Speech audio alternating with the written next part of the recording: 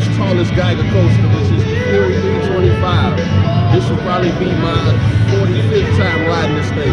So, basically, what is a Geiger coaster? A Geiger coaster is any roller coaster with steel or metal tracks that goes up to 399 feet high. This one is 325. The very first one was the Millennium Force at our home base, Cedar Point.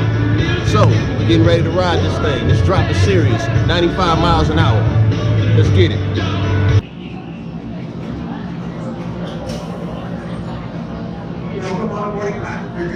Now open. Safety walk to the gate. Safety walk to the gate. Report.